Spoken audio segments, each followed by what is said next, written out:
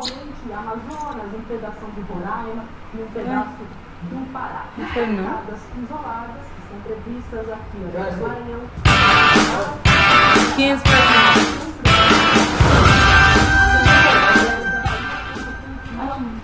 Melhor ser banhar só, não. Já estamos de volta para continuarmos tratando aí dos planos da existência, validade e eficácia do ato.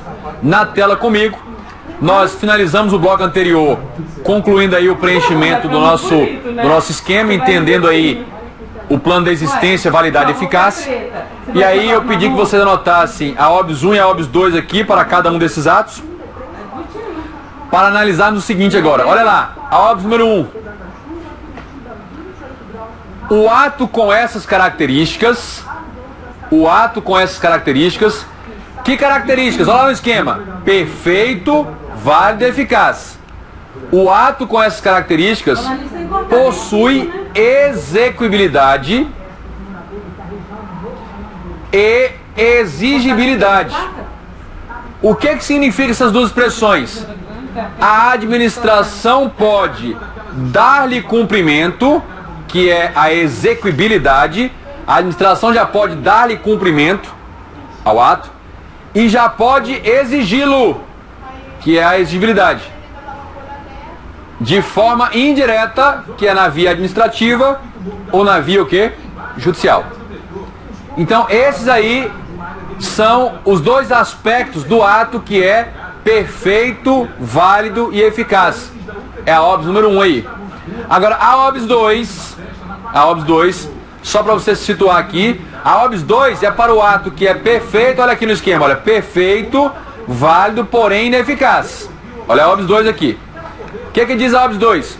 O ato com essas características, ou seja, perfeito, válido e ineficaz, também são denominados, olha o outro nome, pendentes. Atenção que só aparece em prova, atos pendentes.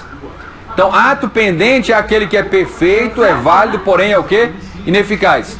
E eles são pendentes em razão de circunstâncias que suspendem a eficácia do ato. Em razão de circunstâncias que suspendem a eficácia do ato. Então, comigo, olha. Um ato que é existente no mundo jurídico, que já existe no mundo jurídico. Um ato que já é válido, porém não é eficaz. Se o ato ainda não é eficaz, mesmo sendo existente e válido, é porque alguma circunstância está suspendendo a sua eficácia. O que nós vamos analisar agora é quais são cada uma dessas circunstâncias que suspendem a eficácia do ato. Quais são cada uma das circunstâncias que suspendem a eficácia do ato? Comigo na tela, olha lá. Então nós vamos tratar de quê? Das circunstâncias que suspendem a eficácia do ato. Atenção aí. Primeira circunstância que suspende a eficácia do ato: termo, ou também chamado termo inicial. A primeira circunstância que suspende a eficácia do ato, que faz com que um ato existente, válido, não seja eficaz ainda, não esteja produzindo seus planos e efeitos, termo, ou também chamado termo inicial. O que é isso? Na tela, atento aí, olha. Termo é o evento futuro, é um acontecimento futuro e certo. Certo é porque vai acontecer necessariamente, sem o qual o ato não produz seus plenos efeitos. Sem o qual o ato não produz seus plenos efeitos. Comigo. Um belo exemplo de termo está na multa de trânsito. Suponhamos que eu tenha recebido na data de hoje o boleto definitivo, já depois do prazo do recurso, o boleto definitivo de uma multa de trânsito. Lá nesse boleto, que materializa ali o ato na forma escrita, vai ter um quadradinho lá, escrito assim, data de vencimento da multa. Aí suponhamos que a multa esteja para vencimento daqui a um mês. Dia 30 do mês seguinte. Muito bem. O que acontece? Desde hoje, essa multa já existe no mundo jurídico, que ela já está pronta e acabada. Suponhamos que seja de acordo com a lei, essa multa já é válida, mas a administração ainda não pode exigir o valor, enquanto não se implementar a data do vencimento, daqui a um mês. Essa data de vencimento, um mês depois, é um evento futuro? Sim, é futuro. O ato já está pronto hoje, vencimento daqui a um mês, evento futuro. Mas é um futuro certo ou incerto? Certo. Vai acontecer necessariamente, só se o mundo acabar antes. Muito bem. Então, essa é a primeira circunstância que suspende a eficácia do ato. Termo ou termo inicial. O exemplo aí é a data de vencimento. Segunda circunstância, condição ou também chamada condição suspensiva. Condição, também chamada condição suspensiva. Atenção aí na sua tela, olha aí. O que é a condição? É o evento futuro, porém incerto. Pode acontecer ou não. Sem o qual o ato não produz seus plenos efeitos.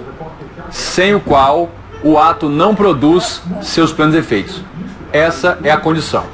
Comigo aqui na tela, que eu vou dar na tela mesmo aqui um exemplo para você. Olha, saiu, imagine, publicaram no Diário Oficial a sua nomeação. A nomeação para o cargo tão sonhado. Imagine. Que delícia. Essa nomeação, publicação do ato de nomeação, a nomeação é o ato de provimento originário do cargo, o ato de preenchimento originário de um cargo vago. A pergunta é, a nomeação por si só já produz seus plenos efeitos? O cargo já está preenchido e pronto? Ou ainda depende de mais alguma coisa? Depende. Comigo, olha. A nomeação depende de posse. A posse, em relação à nomeação, a posse é um evento futuro, sim ou não? Futuro. Futuro certo ou incerto? Incerto. Pode acontecer ou não. Como assim pode não acontecer a minha posse? Vai acontecer. Você foi nomeado antes de tomar posse, você ganha na mega da virada. Vai tomar posse? Creio que não, né? Então, até você mesmo pode não querer tomar posse. Então, esse seria um exemplo. Muito bem. Além disso, tem o que? O modo. Modo. Terceira circunstância aí que suspende a eficácia do ato. É o que? Modo. Modo. E aí, comigo na tela, modo é um encargo de natureza contraprestacional que se impõe ao beneficiário do ato como requisito para a continuidade de seus efeitos. Comigo. Suponhamos que a administração pública tenha praticado um ato de autorização de uso de um logradouro público, ou seja, uma área pública no centro da cidade, para uma pessoa instalar um quiosque de alimentos. Aí ele deu essa autorização para a pessoa ocupar lá por um prazo X, ou por prazo indeterminado, essa autorização, e estabeleceu o seguinte: para ele continuar usufruindo os efeitos de ocupar a área, da permissão, da autorização para ocupar a área, para ele continuar usufruindo, ele vai ter que pagar mensalmente uma taxa de ocupação. Essa taxa de ocupação é uma contraprestação do particular que usufrui os efeitos do ato, é uma contraprestação dele para o poder público. De natureza contínua, vai se repetindo, ou todo mês, ou todo semestre, vai se repetindo. Isso faz com que este ato tenha os seus efeitos submetidos a um modo ou encargo. A um modo ou o quê? Encargo. A um modo ou encargo. Ainda no tocante à condição aqui, eu gostaria de lembrar vocês, o seguinte, que a publicidade de um ato, a publicidade é condição de eficácia. É condição de eficácia. Então, nós já vimos isso, só repetindo, publicidade é uma condição de eficácia, não é condição de validade, é de eficácia. Então entraria ali também. E além disso, uma autorização, uma permissão, ratificação, homologação, referendo. Então, aprovação, autorização, homologação, referendo, também são condições de eficácia de um ato. Um ato que depende de autorização, aprovação, homologação, retificação, referendo, o ato que precisa disso para produzir os seus efeitos, também é um ato que está submetido à condição, está aqui. Atenção a isso aí? Beleza. Então essas são as circunstâncias aí que suspendem a eficácia de um ato administrativo. Continuando, agora nós vamos tratar de mais um atributo do ato administrativo. É a autoexecutoriedade. Autoexecutoriedade. O que nós devemos compreender sobre a autoexecutoriedade? Comigo na tela. A autoexecutoriedade é a prerrogativa. É a prerrogativa que a administração tem de fazer o quê? Olha lá. Executar diretamente. Executar diretamente seus atos e fazer cumprir suas determinações, independentemente de autorização judicial. A autoexecutoriedade permite à administração, em relação a determinados atos, permite à administração por ela mesma, sem precisar de autorização do Poder Judiciário, ela mesma concretiza, ela põe a mão na massa e concretiza, ela dá cumprimento ao ato que ela praticou. Aí isso seria a auto-executoriedade. Comigo aí, olha. A auto-executoriedade permite dar cumprimento aos atos administrativos pelos próprios meios e agentes públicos, sem precisar de autorização judicial. Sem precisar da autorização judicial. Mais um aspecto. Admite-se aí o uso da força pública, se for necessário. Se para dar cumprimento por si mesmo precisar usar a força pública, a administração vai poder usar. Isso vai acontecer especialmente lá no poder de polícia administrativa, que a gente ainda vai analisar. Mas só para você ter um detalhe, a administração pública dá uma ordem de demolição de uma construção irregular em área pública. Ela mesma vai lá demolir tudo. Se houver resistência do proprietário querendo evitar a demolição, a administração vai usar a força para repeli-lo de lá e promover a demolição. Tá aí. Continuando. Uma observação importante aí sobre a autoexecutoriedade. Observação importante no tocante à autoexecutoriedade. Coloca aí. Nem todo ato administrativo goza do atributo da autoexecutoriedade. Então não são todos os atos que gozam do atributo da autoexecutoriedade. Não são todos os atos que gozam desse atributo. Então, olha os exemplos. Multa. A multa é o exemplo mais cobrado em prova. Vamos imaginar o seguinte: você deixou vencer uma multa de trânsito e não efetuou o pagamento. A administração fala, agora eu vou receber por eu mesma. Não vou esperar ele me pagar não, e nem vou ao judiciário. Vou auto-executar. A administração pode debitar o dinheiro da sua conta contra a sua vontade? Debitar o dinheiro da sua conta bancária? Não. Bloquear o dinheiro na sua conta bancária? Não. A administração poderia ligar para a polícia militar, passar uma foto sua em paradeiro, fala, encontra na rua e use a força necessária para tirar o dinheiro da carteira do bolso. Isso, gente, seria a autoexecutoriedade. A administração, com seus próprios meios, arrancar o dinheiro de você. Multa não precisa isso. Autorização. Autorização também não. Deu uma autorização para instalar um quiosque. Vai fazer a pessoa instalar o quiosque à força? Permissão, mesma coisa? Alvará. A administração concedeu um alvará para você construir. Ela vai fazer você construir à força? Pega lá um chicote e fala, vamos fazer um traço de massa aqui agora, vamos construir. Não. Então são atos que não têm autoexecutoriedade. Licença também não. Tudo bem? Lembrem disso. Agora, se nem todo ato goza de autoexecutoriedade, a gente precisa analisar isso aqui. Se nem todo ato goza de autoexecutoriedade, a gente precisa saber qual é o fundamento da autoexecutoriedade. Quando é que haverá essa possibilidade de autoexecutoriedade? Comigo, olha aí na tela.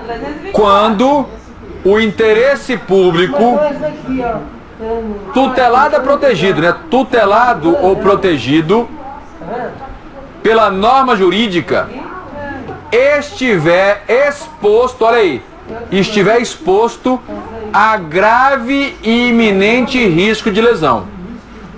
Estiver exposto a grave e iminente risco de lesão. Caso se faça necessária a alta executoriedade. E nos exatos limites, que é a proporcionalidade, é nos exatos limites da necessidade. Vamos pegar aqui uma situação para você visualizar no exemplo concreto. Gente, lembra daquele caso lá que eu já até mencionei aqui? Edifício Palace 2 na Barra da Tijuca, no Rio. Desabou a lateral das varandas, matou 8 pessoas na hora. Esse era o Palace 2. Palace. Que evento triste. Palace 2. Desabou a lateral das varandas, matou 8 pessoas e estava ameaçando cair, desabar, fazendo um efeito dominó nos prédios ao lado. A administração praticou um ato administrativo. Esse ato tem competência, finalidade, forma, motivo e objeto. Agora já sabemos os elementos. E o objeto foi a ordem de implosão. Implosão do prédio. A pergunta que eu faço é: a situação concreta envolvia grave e iminente risco de lesão? Óbvio. Já havia morrido algumas pessoas e o prédio ameaçava desabar em outros prédios. Grave e iminente risco de lesão. Em situações dessa natureza, se justifica, na medida proporcional do necessário, se justifica a alta executoriedade. A própria administração ir lá e cumprir as medidas que ela adotar. Por exemplo, a implosão. Sem precisar de ir ao Poder Judiciário. Sem precisar de buscar uma autorização do Poder Judiciário. Então, esse aí é o fundamento. Atenção para isso. Continuando. Uma óbvio número 1 ainda sobre a alta executoriedade. É assim, olha. Se a questão da sua prova utilizar a expressão executoriedade, se a prova usar só essa expressão, você deve entendê-la como cumprir o ato por seus próprios meios. Colocar a mão na massa, a administração botar a mão na massa e concretizar o ato que ela praticou. Isso é executoriedade. É a mesma ideia que nós estamos estudando aí para a alta executoriedade. É a mesma ideia. Tudo bem? Quem gosta de usar essa expressão, só a expressão executoriedade, é o CESP e às vezes a ESAF também. Bom, segunda observação. Se a questão de prova afirmar que a alta executoriedade compreende, engloba a executoriedade, que é cumprir pelos próprios meios, e a exigibilidade, você vai marcar como correto. Porque se a questão de prova fizer isso, mesmo que o enunciado, a questão, não mencione o nome do doutrinador, mesmo que a questão não mencione o nome do doutrinador, está claro que o examinador está adotando uma parte da doutrina que tem esse pensamento. Qual o pensamento? Então, se a OBS 2 for dita em prova, você vai dar como verdadeiro. Porque claramente o examinador estará fundamentado, embasado, numa parte da doutrina que faz essa colocação. Que eu vou detalhar aqui para você, ó. Que é assim, ó. Faz essa colocação. Aqui, ó. Vou detalhar para você aqui. Alguns doutrinadores dizem que a presunção de legitimidade, a PL, aliás, a alta executoriedade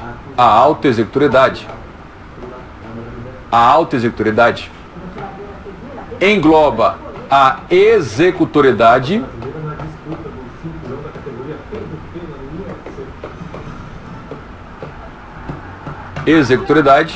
e também a exigibilidade.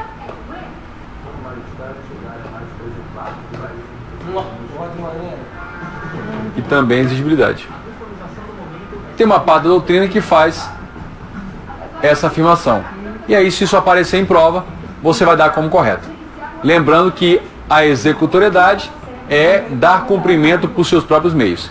E a exigibilidade a gente vai ver daqui a pouco, em instantes. Muito bem. Então, essa aí são as duas observações pertinentes sobre o atributo da auto-executoriedade. Continuando, agora nós vamos tratar da imperatividade, do próximo atributo, que é a imperatividade. Muita atenção para você não confundir a imperatividade com a auto-executoriedade. A auto-executoriedade é cumprir o que foi determinado por seus próprios meios. A auto-executoriedade é a administração praticar um ato, determinar algo, e ela mesma cumpre essa determinação, ou seja, concretiza, coloca em prática.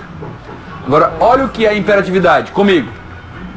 É a prerrogativa que a administração tem de impor. Prerrogativa que a administração tem de impor, claro, nos termos autorizados em lei.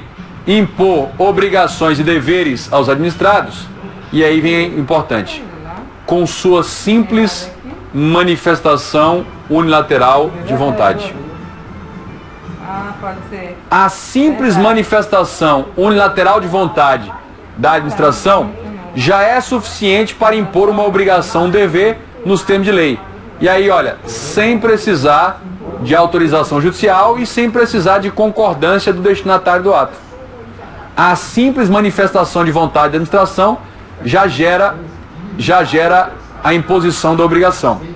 Eu quero que você venha aqui comigo para eu te mostrar o seguinte detalhe. Os elementos do ato: competência, finalidade, forma, motivo e objeto. O ato que a gente vai tratar é um até que já foi abordado, que é a multa. A multa não surge do nada. É preciso um agente competente, com competência e poderes para tanto, manifestar a vontade estatal, porque quando ele se manifesta é o próprio Estado se manifestando, para surgir a multa. Então, quando o agente manifesta a vontade, manifestação, essa manifestação é unilateral. Ele não pede nem a concordância nem a autorização de ninguém, ele manifesta. Essa manifestação já faz surgir, faz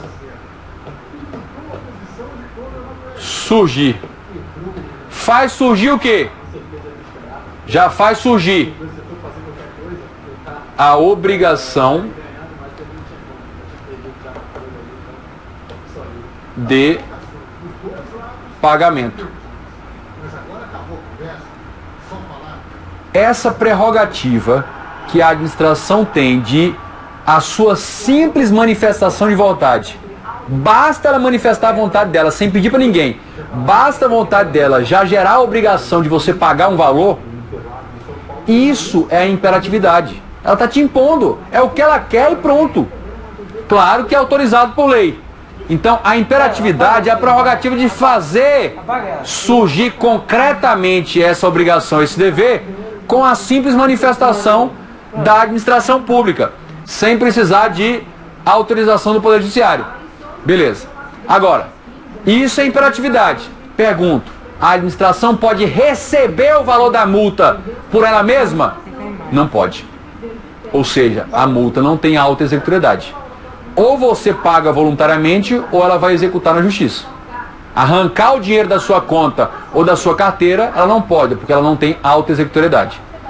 Bom, continuando na imperatividade, a imperatividade é uma decorrência do poder o quê? É uma decorrência do poder extroverso do Estado. Vamos aqui na nossa caneta, decorrência do poder extroverso do Estado. O que você vai anotar aí? Poder extroverso do Estado. O que é isso? É o poder que o Estado tem de interferir, na esfera individual dos particulares. Poder que o Estado tem de interferir na esfera individual dos particulares, impondo-lhes obrigações e deveres. Esse poder de interferir na esfera individual dos particulares, impondo-lhes obrigações e deveres, chama-se poder extroverso do Estado. Poder extroverso do Estado. Tá aí. Uma primeira observação que a gente vai tratar agora sobre imperatividade. Qual é? nem todo ato goza de imperatividade. Da mesma forma que nem todo ato goza de auto-executoriedade, nem todo ato goza do atributo da imperatividade. Exemplos. Ou seja, são aqueles atos que não estão impondo nada a um particular.